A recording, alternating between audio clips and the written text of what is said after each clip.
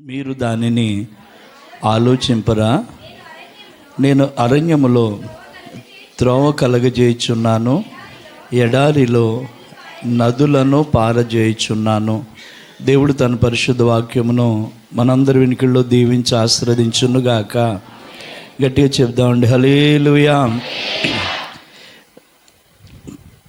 దేవుడు మనకి ఇస్తున్న 2025 సంవత్సరంలో మంచి వాగ్దానం ఏంటంటే, ఇదిగో నేను ఒక నూతన క్రియ చేయుచున్నాను, అది ఇప్పుడే మొలిచింది, దానిని మీరు ఆలోచింపరా? అరణ్యములో మీకు త్రోవను కలగజేయవాడును, ఎడారిలో నదులను పారచేయవాడనై ఉన్నాను అని దేవుని వాక్యం చెప్తుంది. దేవుని స్తోత్రం. ప్రియులారా, దేవుడు 2025లో మనలో ప్రతి ఒక్కరికి చక్కటి వాగ్దానాలు ఇచ్చారు, సంఘ వాగ్దానాలు ఇచ్చారు, వ్యక్తిగతంగా కూడా దేవుడు మనకి వాగ్దానాలు ఇచ్చారు. వాగ్దానం ఏమవ్వాలంటే నెరవేరాలి. ఆమెను చెప్పండి. 2024లోనే ప్రభు నాతో మాట పలికించారు. 2025లో దేవుడు అద్భుతమైన కార్యాలు మన కుటుంబాల్లో చేయబోతున్నాడని చెప్పాను. దేవుని స్తోత్రం అండి. అది అక్షరాల మా జీవితంలో నెరవేరింది. ఆమేన్. చాలా ఆశ్చర్యకరమైన మాట, దేవుని వాగ్దానం దేవుడు నెరవేర్చాడు. చాలామంది అనుకుంటూ ఉంటారు, సంవత్సరాలు జరుగుతున్నాయి కానీ మా వాగ్దానాలు, మా కార్యాలు ఏమీ నెరవేరట్లేదనే నిరాశ చాలామందిలో కలుగుతూ ఉంటుంది. వాగ్దానం నెరవేరాలి అంటే వాగ్దానంకు తగినట్టుగా మన జీవితాన్ని మనం ఉంచుకోవాలి. దేవుని బిడ్డలారా, మీరు ఎప్పుడన్నా చదివేరే లేదో, న్యాయాధిపతుల గ్రంథంలో మానోహ అనే ఒక అతని కుటుంబం ఉంటుంది. ఎవరి కుటుంబం అది? మానోహ అనే ఒక వ్యక్తి కుటుంబం ఉంటుంది. ఆ కుటుంబం దగ్గరికి దేవుడు వచ్చి ఇలా చెప్తారు, దేవుని దూత వచ్చి ఇలా చెప్తుంది, ఇదిగో నీవు గొడ్రాలవు, నీకు కాన్పు లేకపోయింది కనుక, అయితే నీవు గర్భవతి కుమారుని కంటావు, కాబట్టి నీవు జాగ్రత్తగా ఉండి ద్రాక్షారసమునైనను మద్యమునైనను త్రాగకుండుము, అపవిత్రమైన దాన్ని ఏది కూడా తినకుండుము, నీవు గర్భవతి కుమారుని కందువు, అతని తల మీద మంగళ కత్తి వేయించొద్దు, ఆ బిడ్డ దేవునికి నాజీరు చేయబడినవాడు గనుక ఫిలిష్తీయుల చేతిలో నుండి ఇశ్రాయేలీయులను రక్షింప మొదలుపెట్టెను. దేవుని స్తోత్రం చెప్దామండి. ప్రియులారా, వాగ్దానం చేసిన దేవుడు ఆ కుటుంబాన్ని ఎలా ఉండమన్నాడు? జాగ్రత్తగా.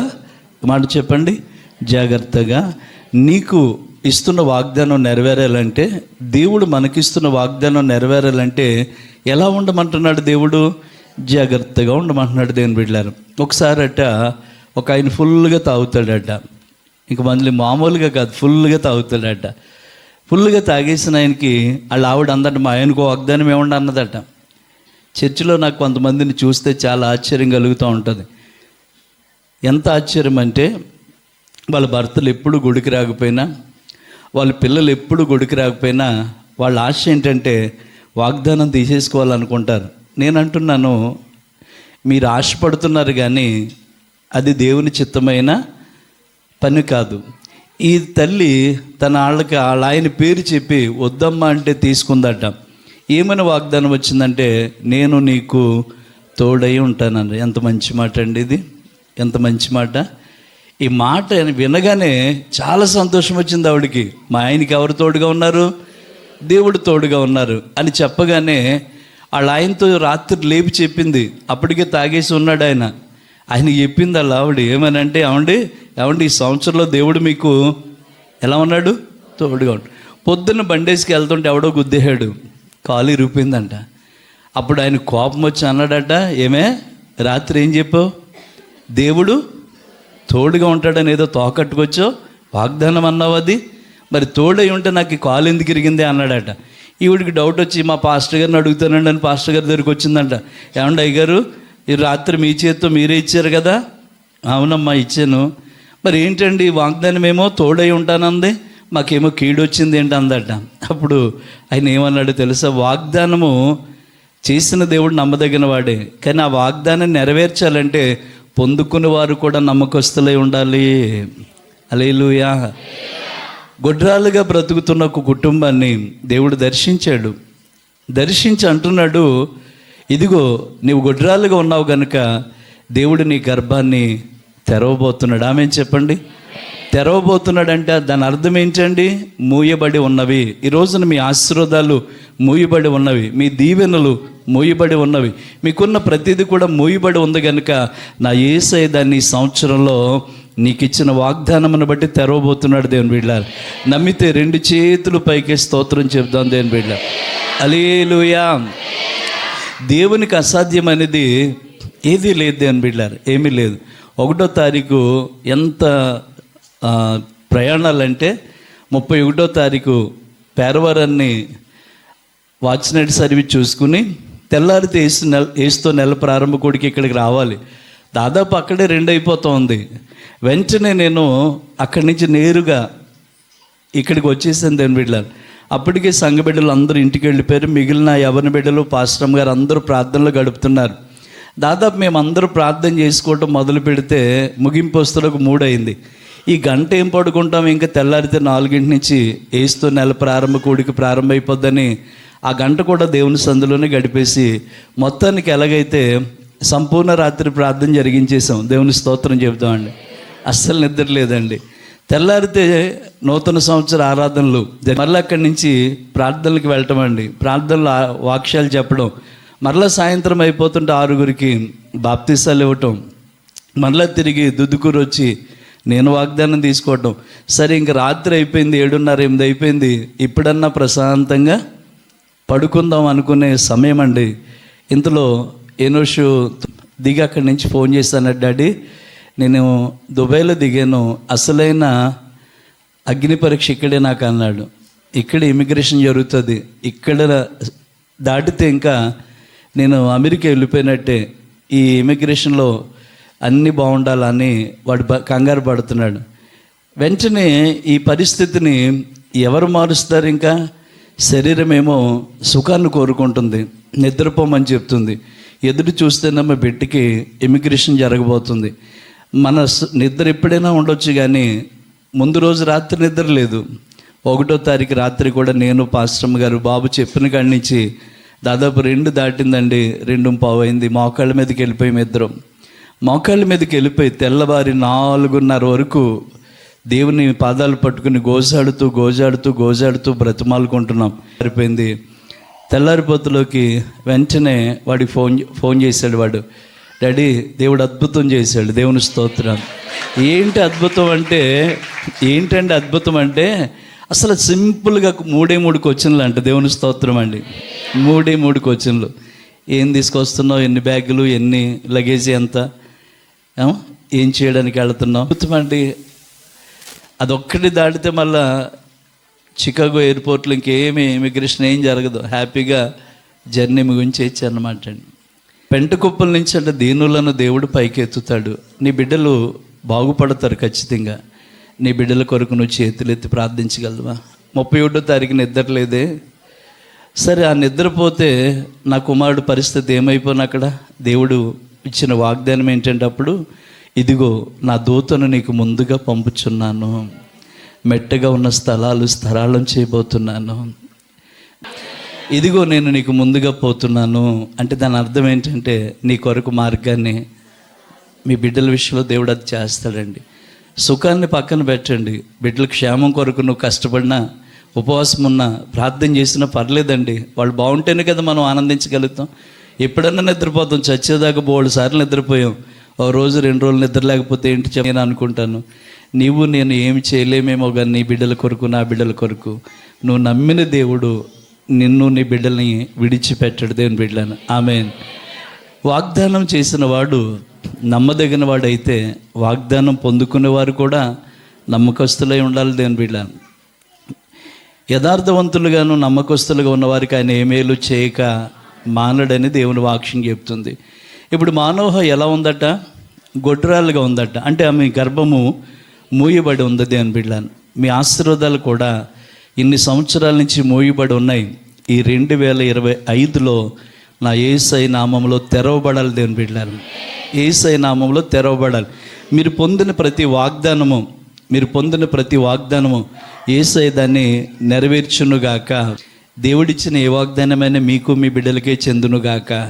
కానీ వాళ్ళ ఆశ ఏంటంటే ఇవ్వండి అంటారు. కొంతమంది తోటలకు ఇమ్మంటారు, కొంతమంది పొలాలకి ఇమ్మంటూ ఉంటారు. నేనన్నాను, వాగ్దానం అనేది తోటలకి, చెట్లకి, పుట్టలకి కాదు, దేవుడు మనిషితో చేస్తున్న వాగ్దానం. అది దేవుని స్తోత్రం చెబుతాడు. అబ్రహాముతో అదే వాగ్దానము, అతని కుమారుడైన ఇస్సాకుతో అదే వాగ్దానం, అతని మనవడైన యాకోబుతో అదే వాగ్దానం, అతని ముని మనవడైన యోసేపుతో కూడా అదే వాగ్దానం చేశాడు దేవుడు. ఎవరి విషయంలో వదిలేశాడా? తండ్రికి చేశాడని కొడుకును వదిలేశాడా? కొడుకుని చేశానని మనవణ్ణి వదిలేశాడా? మనవణ్ణి చేశానని ముని మనవణ్ణి వదిలేశాడా? తరతరాలు కూడా దేవుడు తన వాగ్దానాన్ని నెరవేర్చాడు. గట్టిగా చెప్పలు కొడుతుంది దేవుని బిడ్డలారా. ఈ 2025లో నిజంగా నీ పట్ల, మీ పట్ల, మీ బిడ్డల పట్ల, మనందరి పట్ల వాగ్దానాలు నెరవేరుతాయి దేవుని బిడ్డలారా. అయితే ఏం చేయాలి? మానోహ భార్య దగ్గరికి వచ్చానమ్మా, నువ్వు గొడ్రాలుగా ఉన్నావు తల్లి, ఇదిగో దేవుడు నీ గర్భాన్ని తెరవబోతున్నాడు. ఇంకా చెప్తాడు, నీకు కుమారుణ్ణి కనబోతున్నావు. నువ్వు ఎలా ఉండాలి? జాగ్రత్తగా ఉండాలి. వాగ్దానం పొందాలి, వాగ్దానం నెరవేరాలి అంటే ప్రతి మనిషి ఎలా ఉండాలి తల్లి? జాగ్రత్తగా ఉండాలి.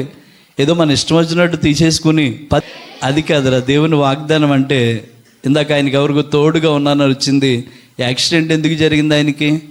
ఎందుకంటే వాగ్దానాన్ని తగినట్టుగా అతను నడవలేదు, ప్రవర్తించలేదు. మీరు కూడా 2025లో మీకు మంచి వాగ్దానం వచ్చింది. ఆమేన్. మొత్తం మీద ఎవరికి వచ్చిందో? మహాతల్లులకి, తమ్ముళ్ళకి వచ్చిందో? వాళ్ళు చూసుకున్నారా లేదా? తీసుకున్నారు, చూసుకున్నారు. బైబిల్లో ఆ వచనాన్ని తెరిచి ఏం చేయాలి? చదవాలి. దేవుని స్తోత్రం చెబుతామండి. అందరిని పక్కన పడేశారా?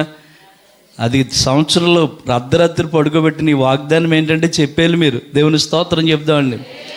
ఈ యాజకులకు వచ్చే వాగ్దానము యాజకులకి ఇస్తాడు అన్నట్టు నాకు యెహోషువ గ్రంథంలోంచి దేవుడు వాగ్దానం ఇచ్చాడు. యెహోషువ యాజకులను చూసి, మందస్సు మోస్తున్న వాళ్ళు చూసి అంటాడు, యెహోవా మీ మధ్యన రేపు అద్భుతమైన కార్యం చేయబోతున్నాడు, కనుక మిమ్మల్ని మీరు పరిశుద్ధపరచుకోండి అన్నాడు. దేవుని స్తోత్రం అండి. దేవుడు మన మధ్యలో ఏ కార్యాలట?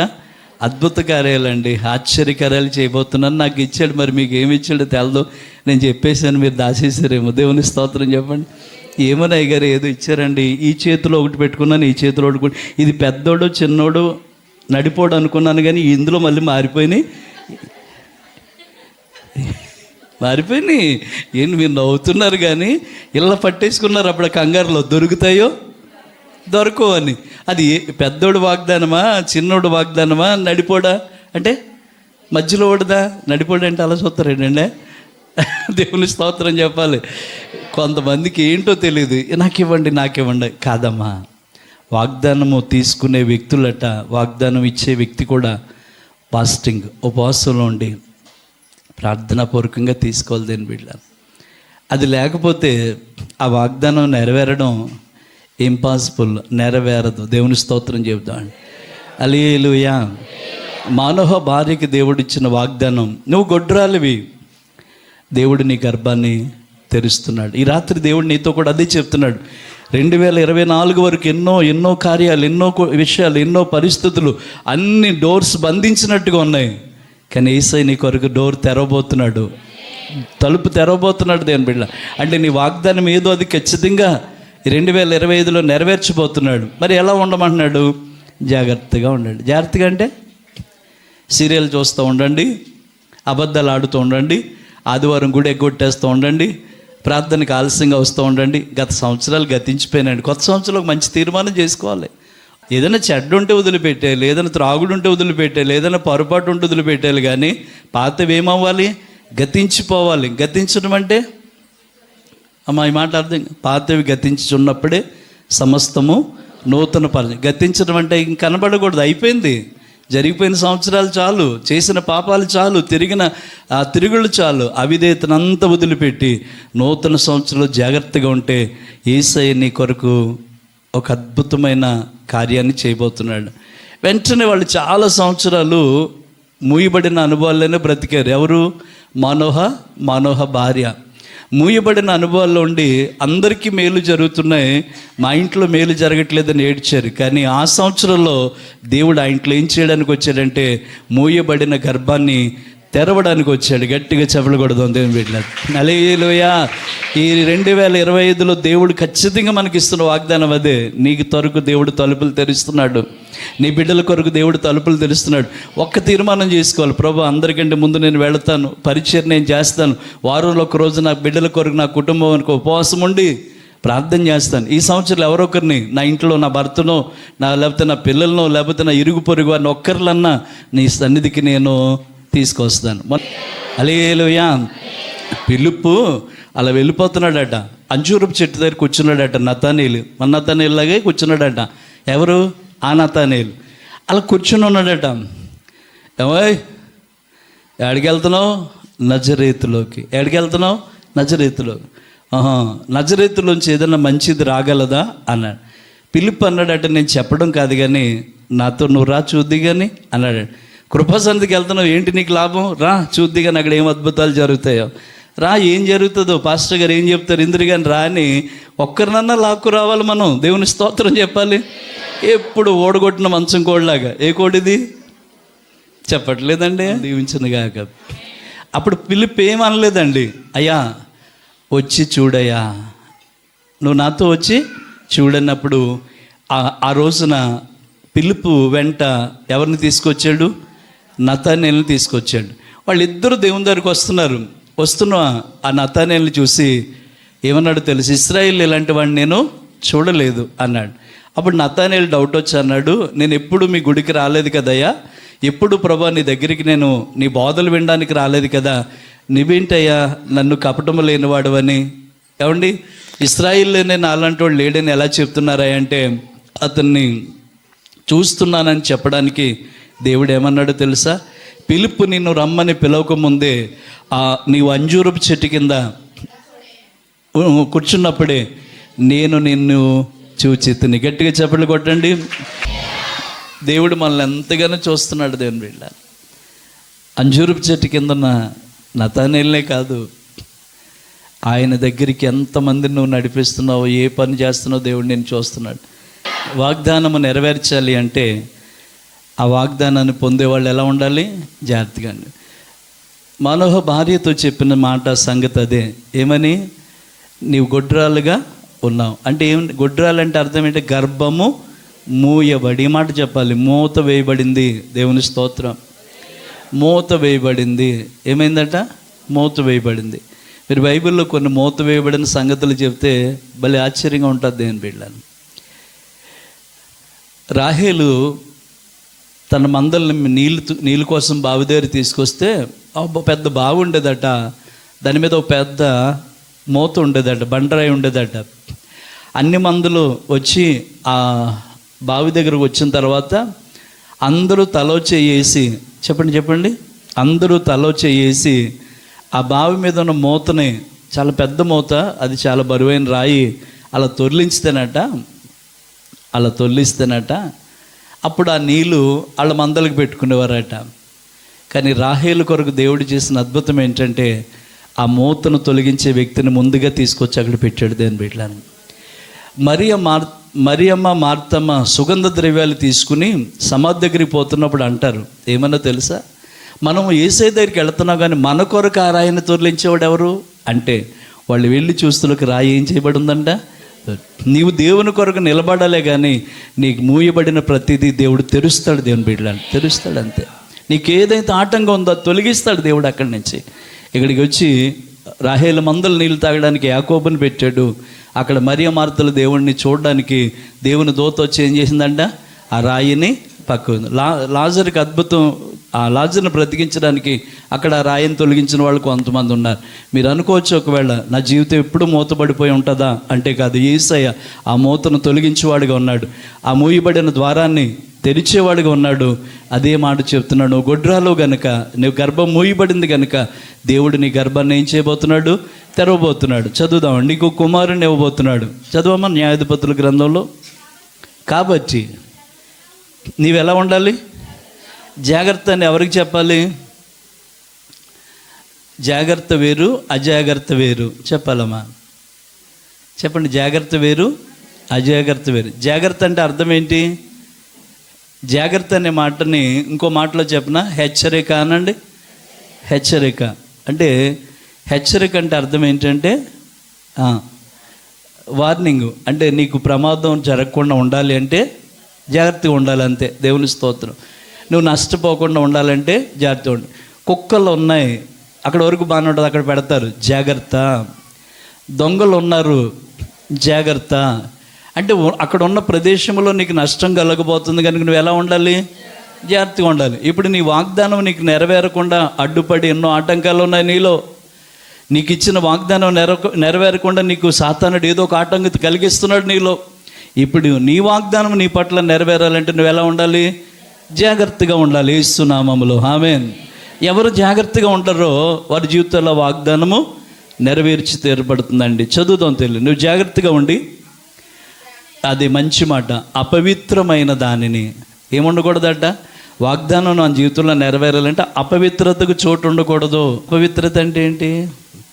పవిత్రత వేరు, అపవిత్రత వేరు. అజ్ఞాన కాలంలో మనం పూర్వం చాలా పాపాలు చేసిన వాళ్ళమే మనందరూ కూడా. కానీ ప్రభువుని నమ్ముకున్న తర్వాత కూడా మనలో మార్పు రాలేదంటే ఇంకా కష్టమే. ఇప్పుడు వాగ్దానం నెరవేరాలంటే ఏంటి కండిషన్స్? ఒకటి, జాగ్రత్తగా ఉండు. రెండోది, అపవిత్రత తొలగించుకో. మనం ఒకటి వదిలేసాం, ఏంటో తెలుసా? ద్రాక్షవల్లినైనను మద్యమునైనను ముట్టొద్దు, తాగొద్దు. దేవుని స్తోత్రం. అపవిత్రంగా నీ జీవితాన్ని పాడు చేసుకోకు. దేవుడు నీ కొరకు ఒక ద్వారాన్ని తెరవబోతుంది. నీ అప్పులు తీరిపోయేది ఈ సంవత్సరం కావాలి, నీ రోగాలు తగ్గిపోయేది ఈ సంవత్సరం కావాలి, నీ కన్నీళ్ళు తొడవబడేది ఈ సంవత్సరం కావాలి. దేవుని బిడ్డలారా, ఒక ఆయన భక్తుడు తీర్మానాల గురించి చెప్తున్నప్పుడు నేను ఒక మాట విన్నాను. ప్రతి తల్లి తండ్రినట ఈ సంవత్సరంలో వాళ్ళ బిడ్డలనట ఆశీర్వదించాలట. దేవుని బిడ్డలారా, అది ఫెయిల్ అయిపోయినోడైనా సరే వాళ్ళు ఎందుకు పనికిరావు అనే మాటను తీసేసి ఇప్పుడు దాకా అన్నాం, ఇప్పుడు దాకా నువ్వు పనికిరావు, వేస్ట్, నీకోసం ఇన్ని డబ్బులు తగలేసాం, నీకోసం ఎంత ఖర్చు పెట్టాం, నీకు అన్నీ కొనిచ్చాం, నీ బ్రతుకు వేస్ట్ అని వేస్ట్ అన్న మనం ఏమనాలంటే, నాన్న దేవుడు నేను దీవిస్తున్నాడు రా, ఈ సంవత్సరంలో దేవుడు నేను దీవిస్తున్నాడు రా, ఈ సంవత్సరంలో దేవుడు నేను దీవిస్తున్నాడు తల్లి అని బిడ్డలనట దీవించాలట. అదొక తీర్మానంగా తీసుకోండి. నీ తల్లిదండ్రుల దీవెన బిడ్డల మీదకి మెండుగా వచ్చేస్తుంది. దేవుని స్తోత్రం చెబుతాడు. తిట్టేహారా అంటే 1వ తారీఖున అప్పుడే మనుషులు కదా, మరి ఆపుకోలేకపోతున్నాం. మన నోటికి ఏం పెట్టేయాలి? చిక్కం పెట్టేయాలి. మనకు కూడా ఇది ఉంటే బాగుండేమో. మళ్ళీ చైనాలో ఏదో కొత్త వైరస్ వచ్చిందంట, మరలా ప్రబలిపోతుందంట, మరలా అక్కడ ఇదే ఎయిర్పోర్ట్లు అంట, మళ్ళీ లాక్డౌన్లు జరగవచ్చు అని అందరు గుండెలో ఆందోళన చెందుతూ ఉన్నాయి. ఈరోజు నీ కుటుంబంలో ఒక అద్భుతం దేవుడు చేయునుగాక. నీ వాగ్దానం ఈ సంవత్సరం ఖచ్చితంగా నెరవేరునుగాక. మూయబడిన ప్రతీది కూడా నా తండ్రి నీ కొరకు అలా తెరిచునుగాక. వెంటనే జాగ్రత్తగా ఉండు.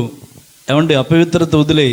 మద్యమును ద్రాక్షరసం ఏది కూడా ఆ ద్రాక్ష వల్లిలోంచి వచ్చింది ఏది ముట్టొద్దు. ఆ బిడ్డ తల మీద మంగళ కత్తి వేయొద్దు అని చెప్పగా నా మాటలన్నిటికీ తల వంచి ఆ రోజు నుంచి వాళ్ళిద్దరూ నట ఎలా ఉన్నారట? జాగ్రత్తగా పరిశుద్ధంగా ఉన్నారట. ఎప్పుడైతే వాళ్ళు జాగ్రత్త పడ్డారో దేవుడు వారికి ఇచ్చిన వాగ్దానం, దేవుడు వారికి ఇచ్చిన మాట మానోహ కుటుంబంలో నెరవేరింది. దేవుని స్తోత్రం చెప్తాను. మీ వాగ్దానం ఏదైనా నీ కుటుంబంలో, నీ బిడ్డల్లో, నీ జీవితంలో యేసయ్య నెరవేర్చాలంటే బీ కేర్ఫుల్. జాగ్రత్తగా ఉండు. ఇన్నాళ్ళు వేసిన గొంతు లేకు. ఆరోగ్యం పోయినా ఏం పోయినా మనం ఏం చేయలేమండి దేవుని బిడ్డలని.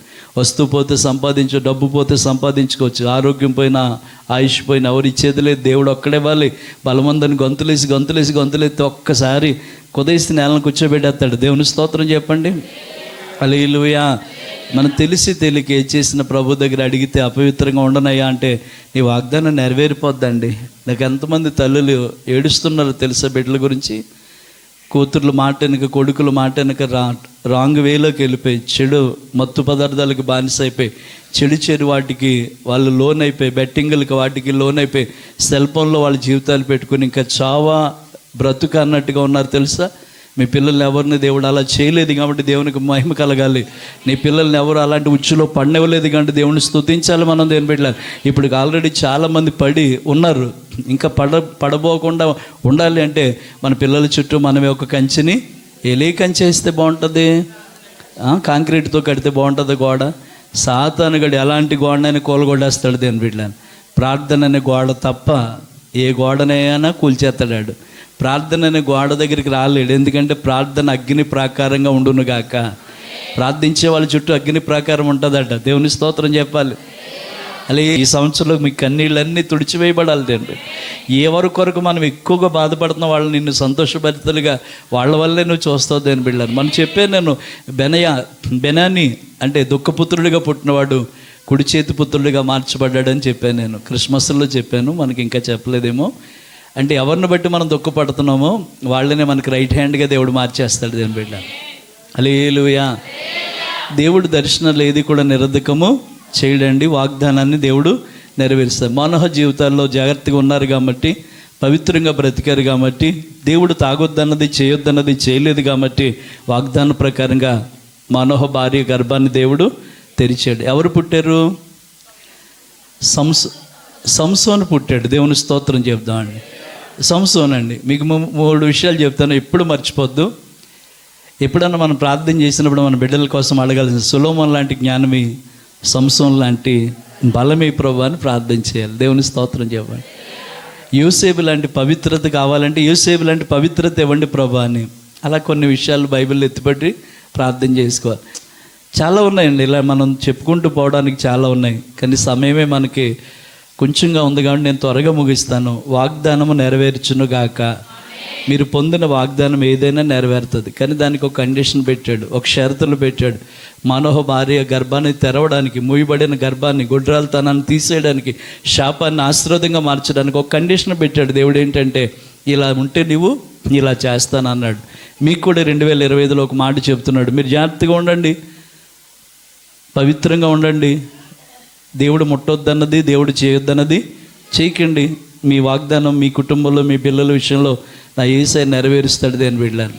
నేను ప్రతి వాళ్ళని దీవిస్తూ ఉంటాను దేని బిడ్డలని. ఎందుకంటే నాకు తెలుసు మనము ఆలోచన వేరు, దేవుని ఆలోచన వేరు. నేను సంఖ్యాకాండాన్ని చదువుతున్నప్పుడు బాలాక్ అనే రాజు ఇశ్రాయేలు ఆశీర్వదించబడి వస్తుంటే ఒక గేది, అంటే ఒక ఏమంటారండి, గేది లేకపోతే ఆవు, ఒక ఎద్దు అని రాశాడు అందులో.